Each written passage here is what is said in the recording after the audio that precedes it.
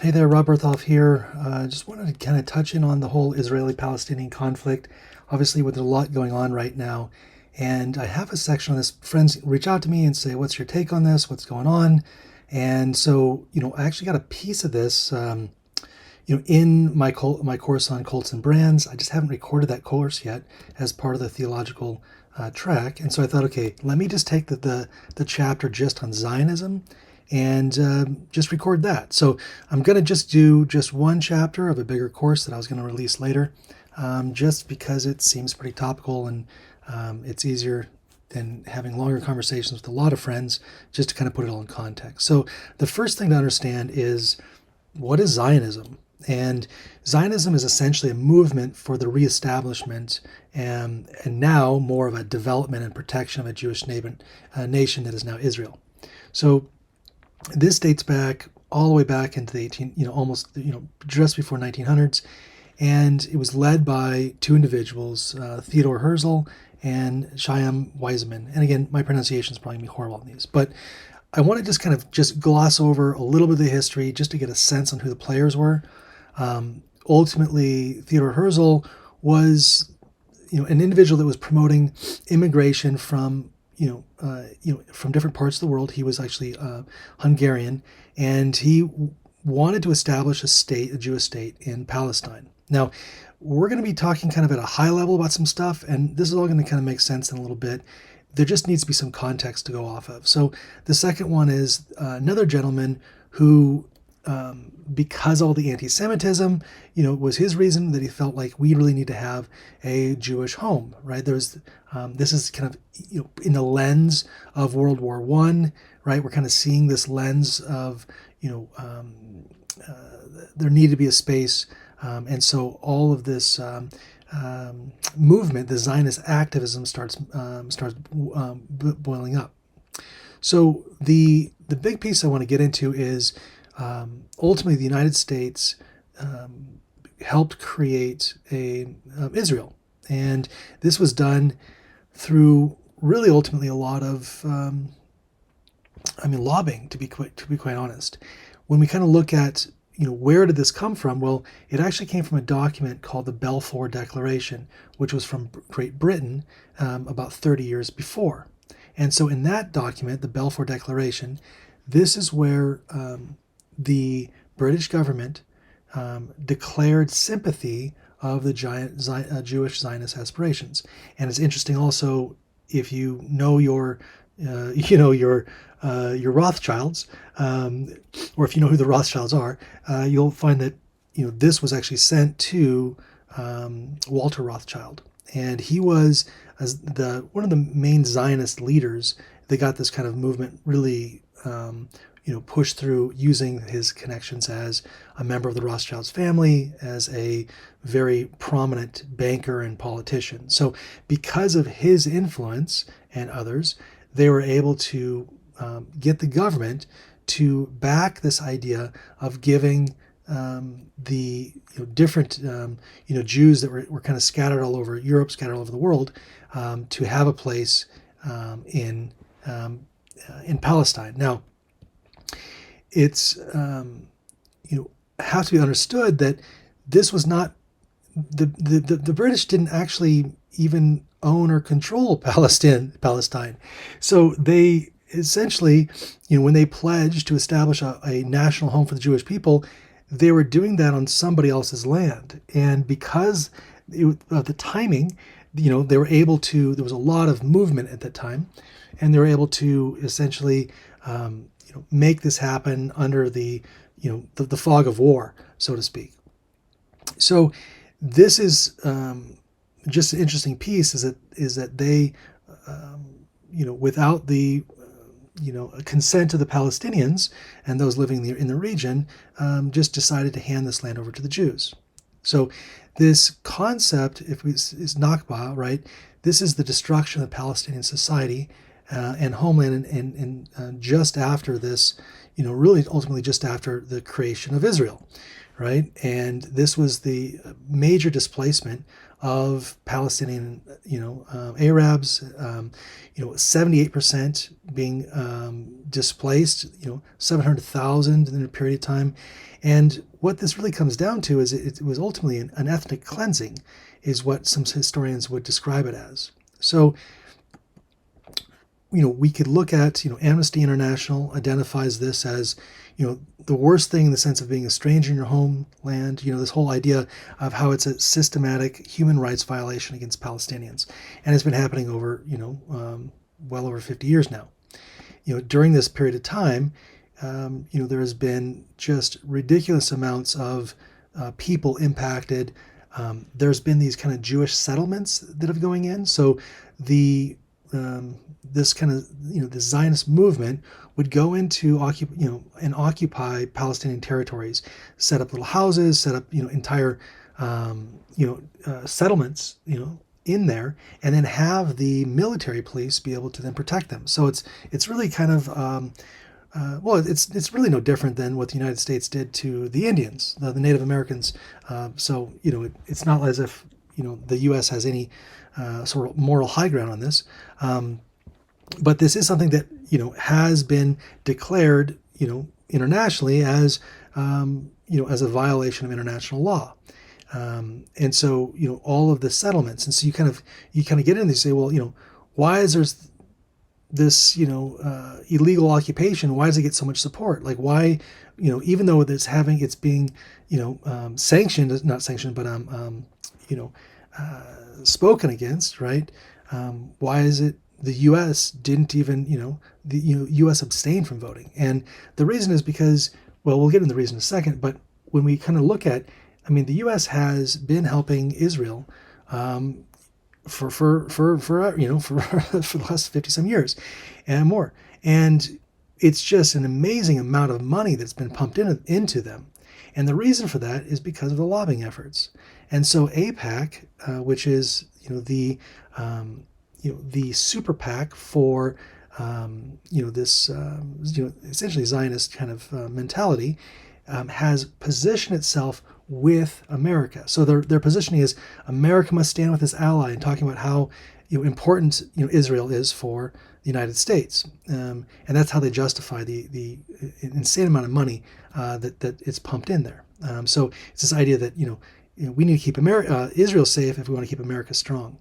You could have some arguments on that. You could say, okay, well, by having some level of control in the area, presence in the area, then we're able to keep different as you could say, the terrorists, right? Because anything that's anti the U.S. is labeled as a terrorist.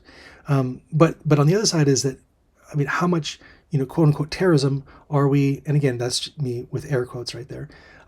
Is the United States really breeding because of pushing people out of their homes, and because of the war crimes that are going on there? So again, it's just interesting, but this, you got to follow the money.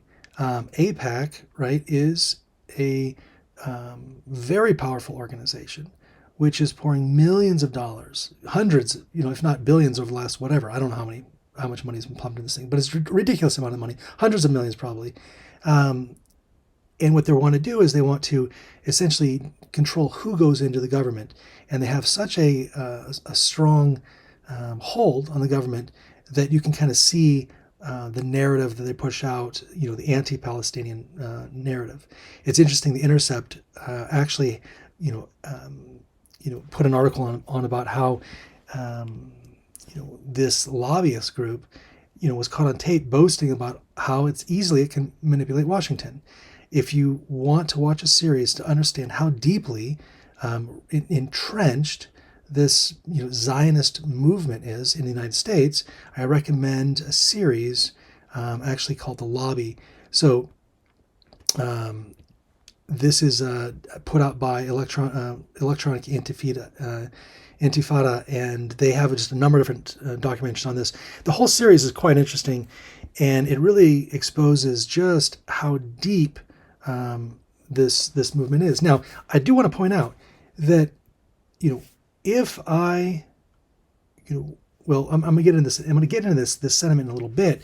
But if I were part of this group, if I were, let's say, if I was a, if I was a Jew that was, that still, my grandma was in the Holocaust or whatever it is, there would be a different sentiment, and I probably would be wanting to do every means I could to protect and safeguard against future holocausts, or protect the identity. And I'm going to get into more on this in a little bit.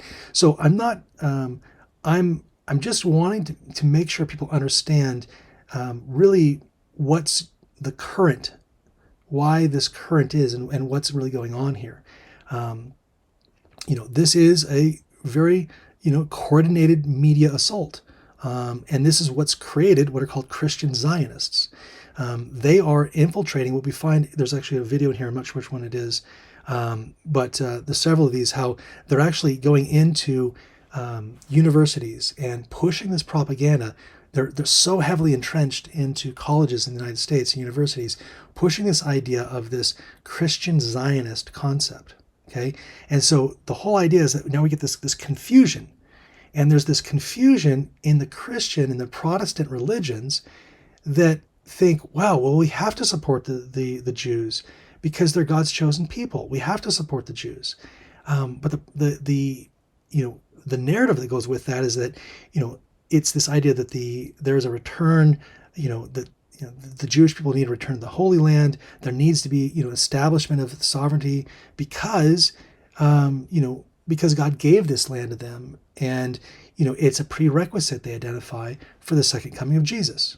So what this movement has done is attached their desire, right, their need for, which we'll get into, of returning to the Holy Land, and they've attached it into a Protestant movement to create this Christian Zionist movement, and then put out this propaganda that it's a prerequisite for Jesus to come by this gathering of Israel.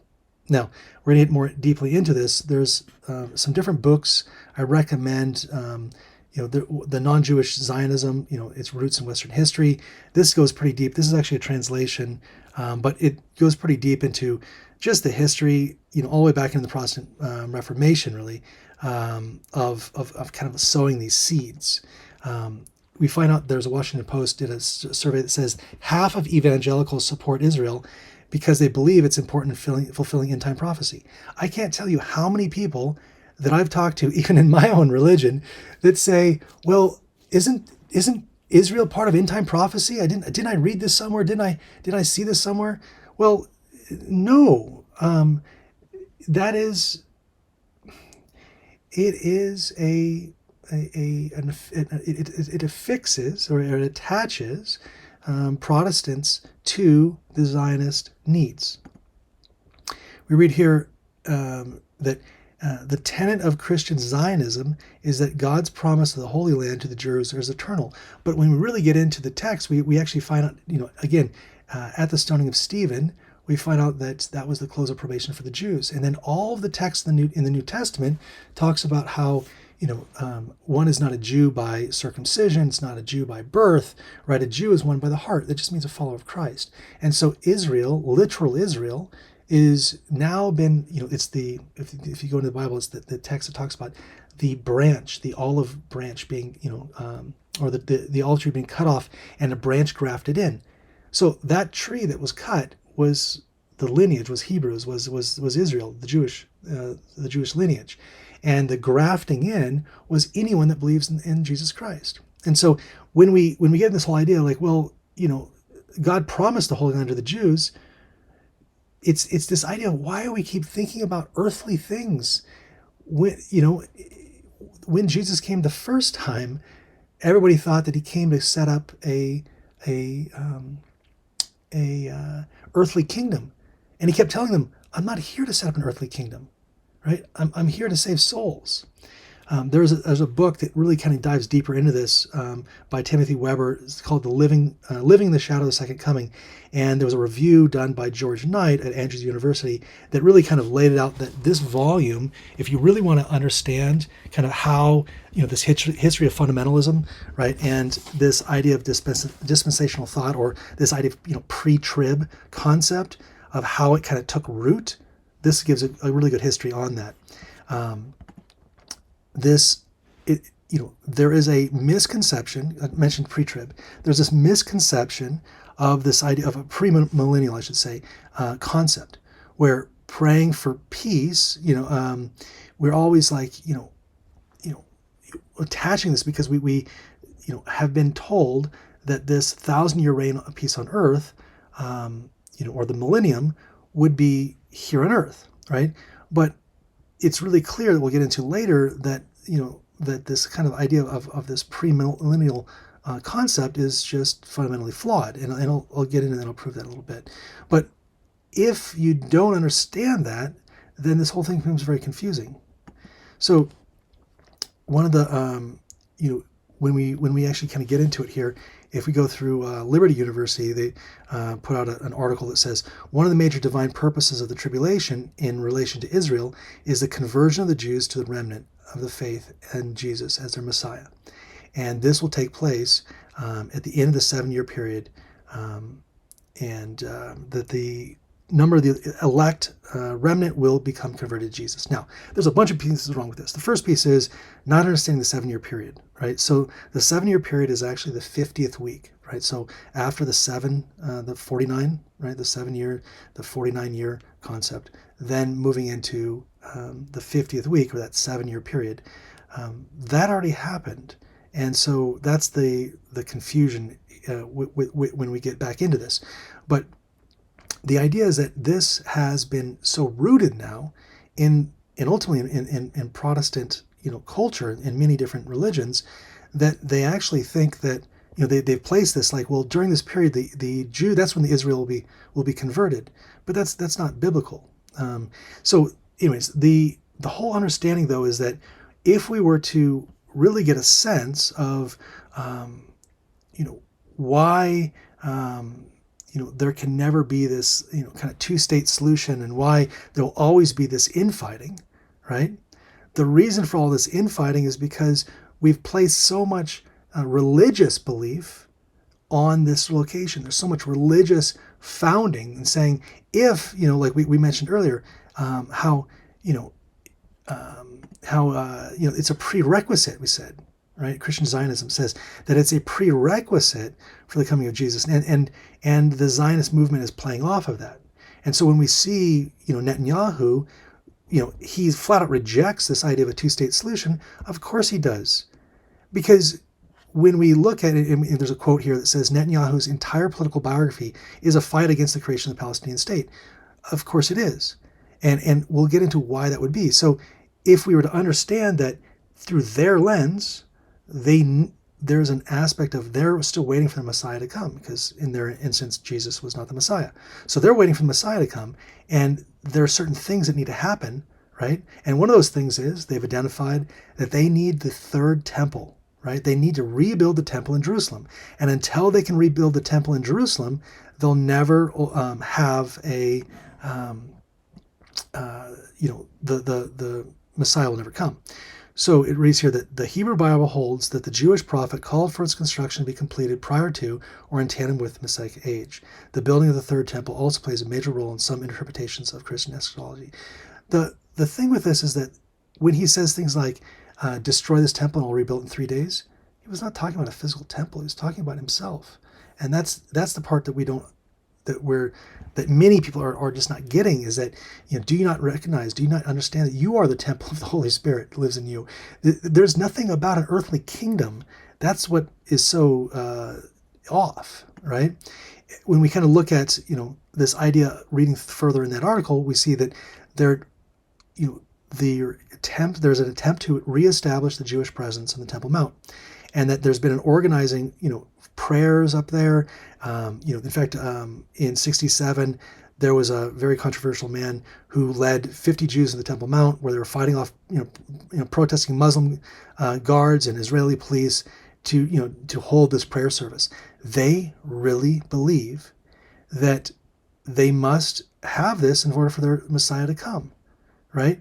And so, if we were to look at that from perspective, I actually get it. If I were not so obviously convinced that Christ has already come, then I would be probably the most devout Zionist you'd ever met. And I would be, thinking about, I'm a man of action. So I would say, okay, what do we need to do? What do we need to do for the Messiah to return? And we'd have a checklist. Well, one, we need to get, temple priests from the tribe of Levi. We need to grow the red heifer. We need to prepare temple vessels, and we need to clear the Temple Mount. And these devoted people are already doing that. So there's, a whole thing about how they need this special heifer, right? And it says here that the Temple Institute says the fate of the entire world depends on the red heifer, because what they recognize is they need to have this sacrifice must be made.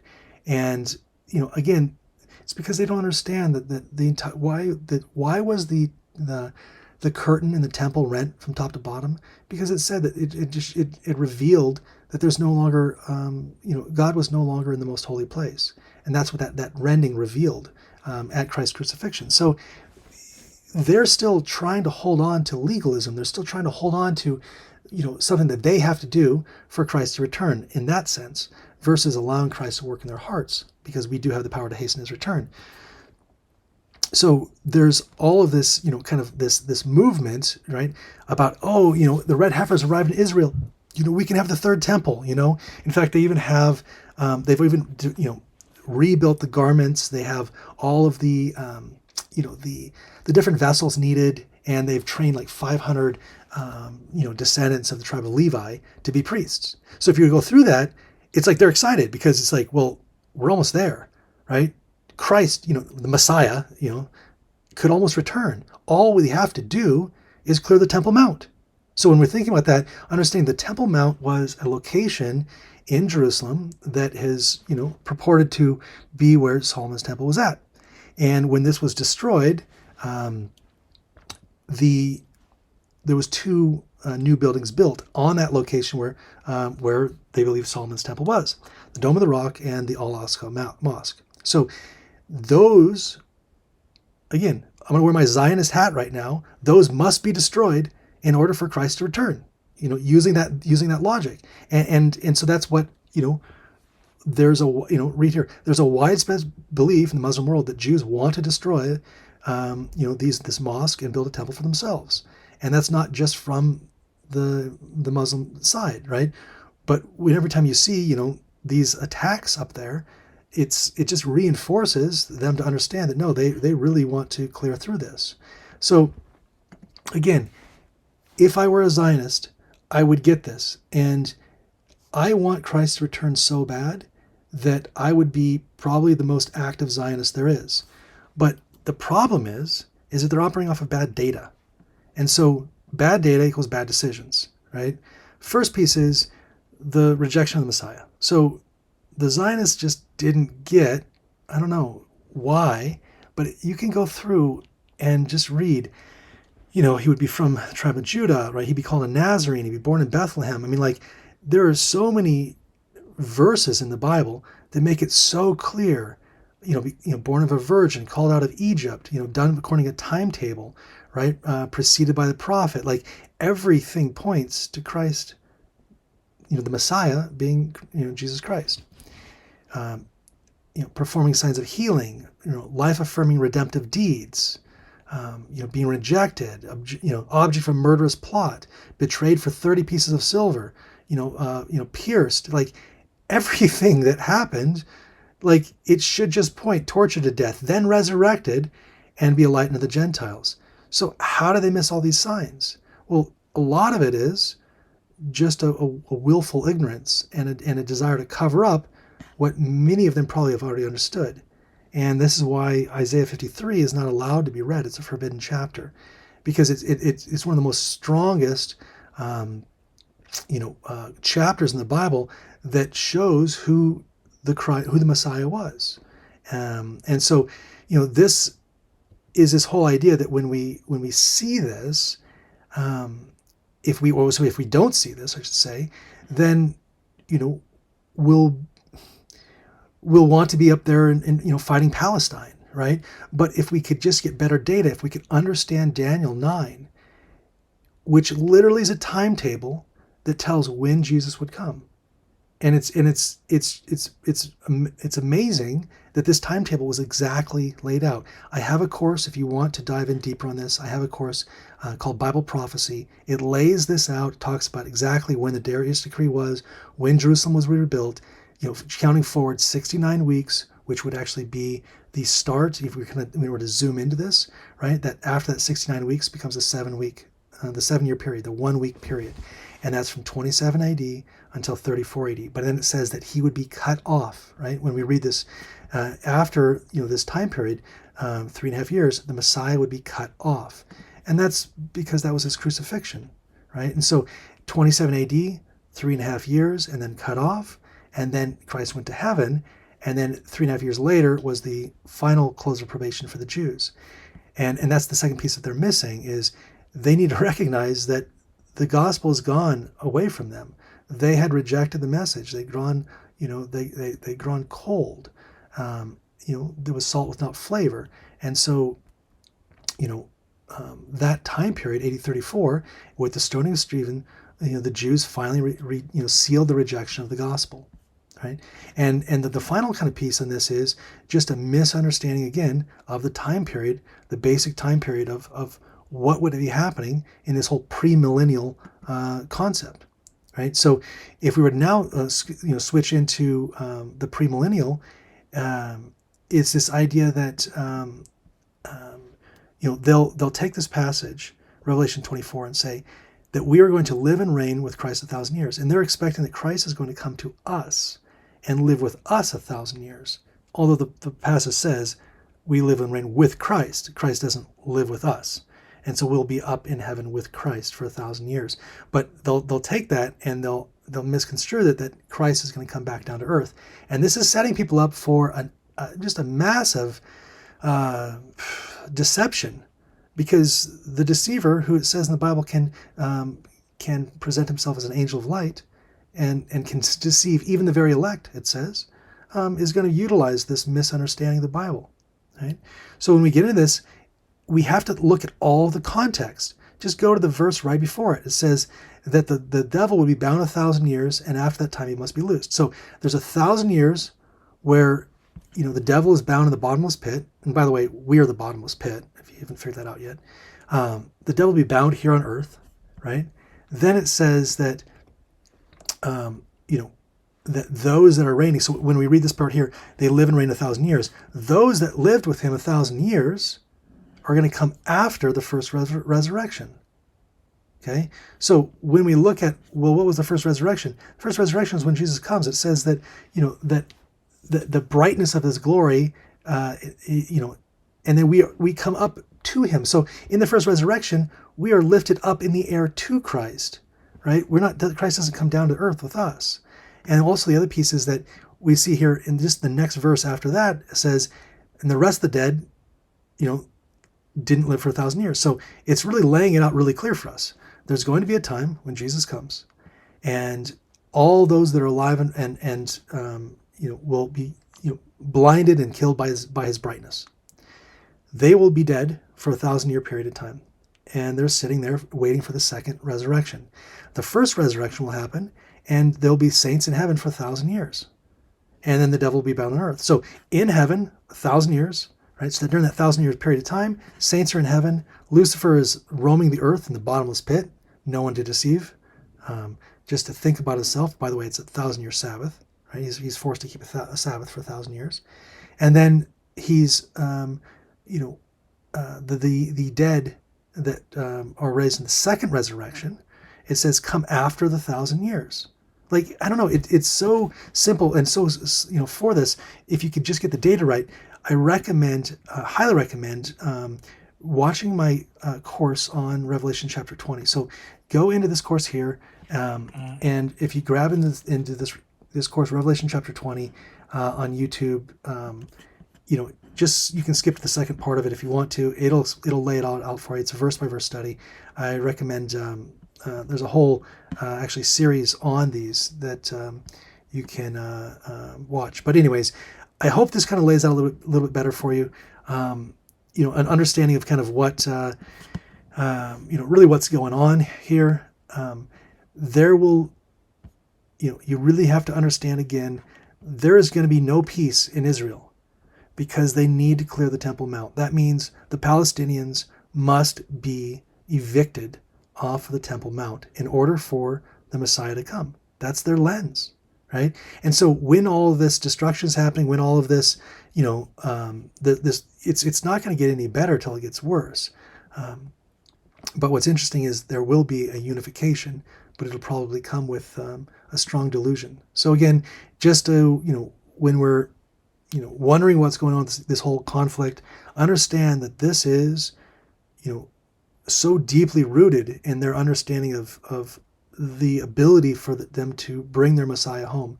And for that, I respect that.